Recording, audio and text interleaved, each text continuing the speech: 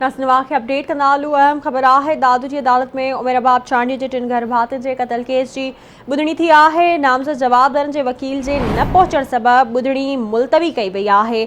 उमेर बाब चांडिया जो चवणु आहे त जवाबदार देर जा हरबा इस्तेमाल कर रहा आहिनि। ख़बर अवां सां शेयर कंदा हलूं। अहम ख़बर आहे दादू जी अदालत में उमेर बाब चांडिया जे 3 घर भातियुनि जे क़त्ल केस जी ॿुधणी थी आहे।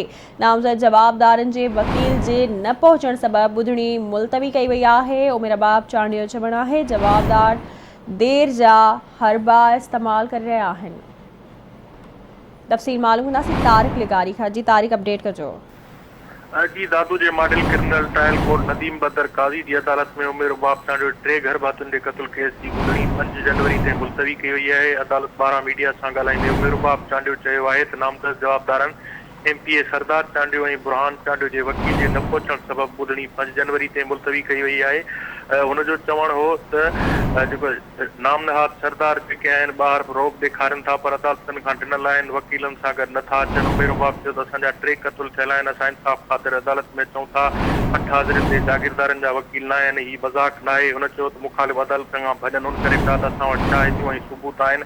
अदालत खे वार्निंग ॾिनी आहे त वकील सां पेश थियनि। हिन चयो त हाई कोर्ट में SSP ऐं जांच ऑफिसर पेश थिया। IG जे खे पिणु तलब कयो आहे। हिन चयो त मूंखे गाॾी जो टक्कर हणण जी कोशिशि कई वई, हिरासां कयो वियो। वाक़े जी अञा ताईं जांच कई पई वञे पर अञा ताईं उनजो को बि जेको आहे सो जांच साम्हूं न आई आहे।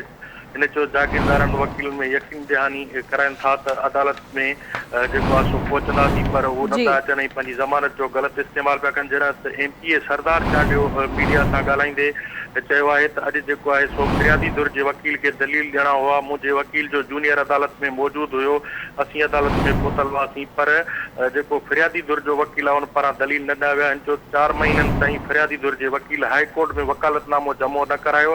हिन चयो त वकालतनामो हुन छो जमो न करायो, देर जा हरबा करण जा इल्ज़ाम हया पिया वञनि। असां हाई कोर्ट जे में बि पहुतल आहियूं। हिन चयो त हाई कोर्ट पारां पिणु स्टे जारी कयल आहे।